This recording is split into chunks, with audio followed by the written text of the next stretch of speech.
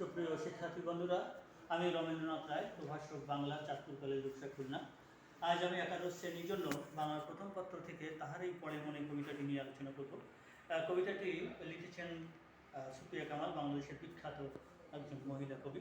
তিনি রবীন্দ্রনাথের অনুসারী ছিলেন, রবীন্দ্রনাথের জীবনধারার সাথে তাকে নিজেকে সম্পৃক্ত করবার চেষ্টা করেছেন এবং তার সাহিত্য সাধনায় ঠিক রবীন্দ্রনাথের একটা ছাপ আমরা লক্ষ্য করি।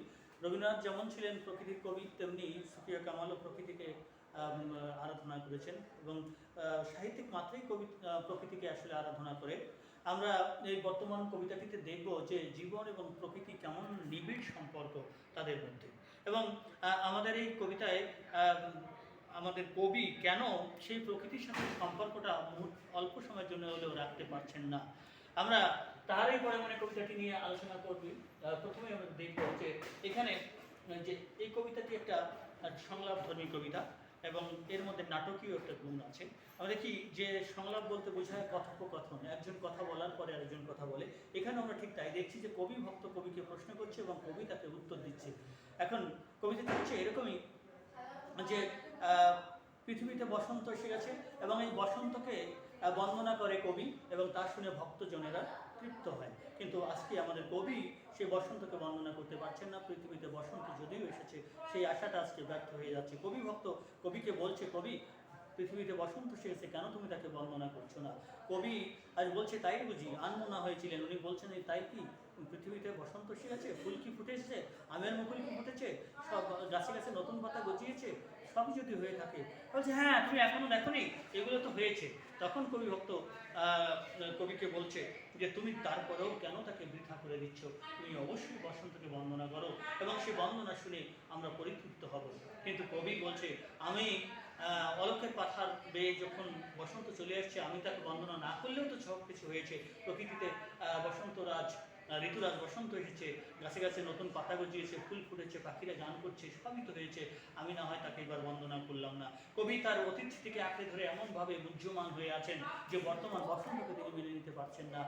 আমরা এরপরে কবি ভক্ত বলছে যে যত যাই হোক না কেন, তবুও তুমি তাকে বন্দনা করবে, এটাই আমার বিনতি। কিন্তু কবি বলছে, দেখো, আমি না হয় বা তাকে বন্দনা নাই করলাম। অভিমান করে কবি বলছে, আমি না বন্দনা না করলেও তো সে চলে আসছে। তখন বলছে, তুমি এটা তোমার ঠিক নয় কবি, কেন তুমি এমন আনমনা হয়ে আছো, কেন অভিমান করেছো? তখন সে কাছে এসে বলছে, কবি বলছে যে দেখো, আসলে কি, কুহের উত্তরী তলে মাঘের সন্ন্যাসী গিয়াছে চলিয়া ধীরে পুষ্পশূন্য দিগন্তের পথে, রিক্ত হস্তে তাহারেই পরে মনে ভুলিতে পারি না কোনো মতে।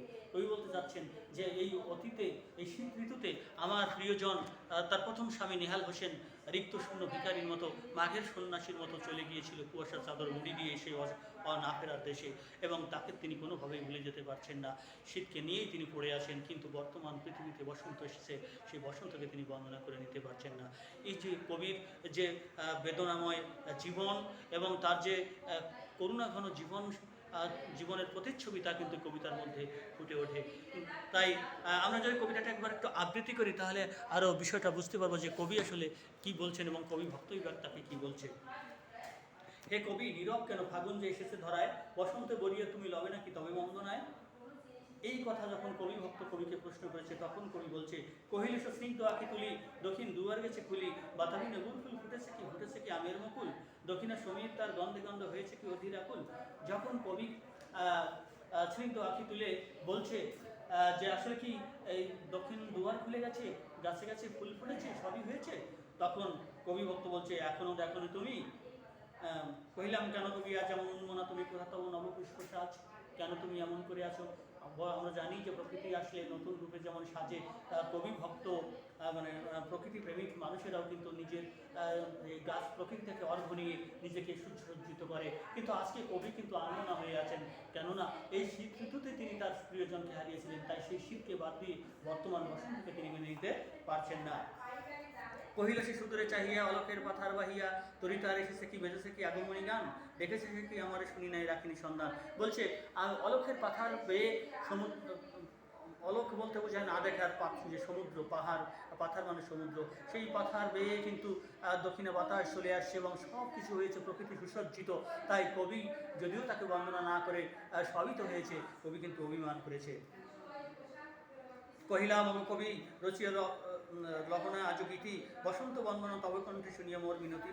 বলছি কবি, যাই হোক তুমি বসন্তকে বন্দনা করো এবং তোমার কণ্ঠে বসন্ত বন্দনা শুনে আমার শ্রবণকে আমি পরিতৃপ্ত করব, কেন তুমি আনমনা হয়ে আছো।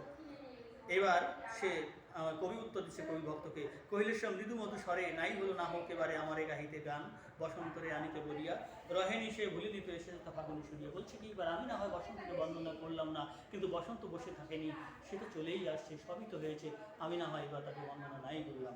কহিলাম ও কবি, অভিমান করেছো কি তাই? চলে আসছে তাই বলে কি তুমি অভিমান করেছো? যদিও এসেছে তবু তুমি তারা করিলা বৃথাই। আমরা জানি time and tide wait for none, সময় কিন্তু অন্য স্রোত কিন্তু কারোর জন্য অপেক্ষা করে না। যদিও কবি শীত ঋতুকে আঁকড়ে ধরে পড়ে আসেন, কিন্তু শীতের পরে যে বসন্ত সে কিন্তু চলে আসবেই, চলে আসছে, কিন্তু কবি অভিমান করেছে, কিন্তু কবির জন্য তো আর সময় থেমে থাকবে না। তাই কবি ভক্ত বলছে, তুমি কেন অভিমান করেছো? তুমি এই বসন্তকে তুমি বৃথা করে দিচ্ছ। কারণ কি, কবি হচ্ছে কি সৌন্দর্যের পূজারী, সেই বসন্ত যে সৌন্দর্য তাকে যদি সে বর্ণনা না করে তাহলে বসন্তের আগমনটাই ব্যর্থ হয়ে যাবে। কহিলে সে পরম হেলায় বৃথা কেন ফাগুন বেলায় ফুলকি ফোটেনি শাখে পুষ্পারতি লবে নাকি ঋতুর রাজন মাধবী কুড়ির বুকে গন্ধ নাহি করে নাই অর্ঘ বিরোচন। প্রশ্ন করছে, কেমন যেন কটাক্ষ করে কথা একটু কড়া ভাষায় বলছে, সবই তো হয়েছে, গাছে গাছে ফুল ফুটেছে, মাধবী কুড়ির বুকে গন্ধ ছিল, সে গন্ধ আজকে বের হচ্ছে, প্রকৃতিকে মোহিত করছে, সবই তো হচ্ছে, আমি না হয় তাকে বন্দনা নাই করলাম, সবই তো হয়েছে। হোক তবু বসন্তের প্রতি কেন তব এই তীব্র বিমুখতা। বলছে সবই হয়েছে ঠিক আছে, তবুও কেন তুমি বসন্ত কেমন বিমুখ করছো, কেন তাকে ফিরিয়ে দিচ্ছ? কহিলাম উপেক্ষায় ঋতুরাজে কেন কবি দাও তুমি ব্যথা, কেন তুমি কবি কেন তুমি বসন্তকে এমন ঋতুরাজ বসন্তকে কেন তুমি এমন ব্যথা দিচ্ছ? এবার কিন্তু কবি যথার্থ যে মনের যে বেদনা সেটাকে তুলে ধরেছে। বলছে কি, কুহেলি উত্তরী তলে মাঘের সন্ন্যাসী গিয়াছে চলিয়া ধীরে পুষ্পশূন্য দিগন্তের পথে রিক্ত হস্তে তাহারেই পরে মানে ভুলিতে পারি না কোনো মতে। কবিবার তার ভেতরের যে যে অতীত স্মৃতির যে রোমন্থন করছিল, তার যে বেদনা, সে বেদনাকে প্রকাশ করছে, যে কুয়াশার চাদর মুড়ি দিয়ে আমার প্রিয়জন দক্ষিণ দুয়ার খোলার আগেই শীতের রিক্ততা নিয়ে মাঘের সন্ন্যাসীর মতো রিক্তশূন্য ভিখারির মতো সে চলে গিয়েছে, আমি তাকে কোনো মতেই ভুলে যেতে পারছি না। আসলে এখানে কবির ব্যক্তি জীবনের ছাপ পড়েছে। সেখানে আমরা দেখি যে কবির প্রথম স্বামী নেহাল হোসেন, তিনি তাকে সাহিত্য চর্চার জন্য অনেক সাহায্য সহযোগিতা করেছেন। সেই স্বামী যখন হারিয়েছে এবং কোনো এক শীত ঋতুতে হারিয়েছে, তাই তাকে আজকে ভুলে যেতে পারছে না। যদিও বসন্ত নতুন জীবন, তার নতুন আবার বিয়ে করেছেন, নতুন জীবন শুরু হয়েছে, কিন্তু সে নতুন জীবনকে যেন কবি মেনে নিতে পারছেন না। অতীত স্মৃতির যে মুহ্যমান হয়ে আছে সেটাকে তিনি ভুলে যেতে পারছেন না। আসলে আমাদের ব্যক্তি জীবনে এরকমই হয়, আমরা অতীতকে ভুলে যেতে চাইলেই ভুলে যেতে পারি না। অতীত আমাদের জীবন জুড়ে থাকে, কিন্তু বসন্ত বা নতুন দিন তো আসবেই, তাকে কিন্তু বরণও আমাদের করে নিতে হবে। কিন্তু বাস্তবতা অনেক কঠিন, সেখানে আমাদের সাধারণ মানুষেরা অতীত স্মৃতিকে ভুলে যেতে পারে না, স্মৃতিপটে তাকে কুড়ে কুড়ে খায়।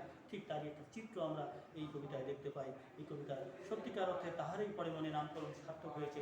কবি তার সেই অতীত দিনের কথা ভুলে যেতে পারছে না, সেই শীত ঋতুর কথা ভুলে যেতে পারছে না, তাকেই তার মনে পড়ছে। বর্তমান বসন্তকে তিনি যথাযথভাবে বরণ করে নিতে পারছেন না। তার যে বৈশিষ্ট্য, বসন্তের সব কিছুই হয়েছে, কিন্তু কবির মনে তা সাড়া জাগাতে পারছে না। এই যে বিষাদময় একটা পরিস্থিতি, এটা আমাদের অনেকের জীবনেই হয়তো এইভাবেই থাকে, যাকে আমরা কোনোভাবে অস্বীকার করতে পারি না। শিক্ষার্থী বন্ধুরা, তোমরা বাসায় এই কবিতাটি নিয়ে আরও বেশি পড়াশোনা করবে। যদি কোনো প্রশ্ন থাকে অবশ্যই আমি পরবর্তী ক্লাসে সেগুলো আমাকে জিজ্ঞেস করবে সরাসরি, আমি তোমাদের বোঝাবার চেষ্টা করব। আর তোমাদের করোনাকালীন যে দুর্যোগ চলছে, দুর্যোগ থেকে আমাদের সবাইকে বেরিয়ে আসতে হবে এবং তার জন্য স্বাস্থ্যবিধি মেনে চলতে হবে, নিজে সতর্ক থাকতে হবে, অন্যকে সতর্ক রাখতে হবে। এই প্রত্যাশা রেখে সকলকে ধন্যবাদ জানিয়ে শেষ করছি। ধন্যবাদ সবাইকে।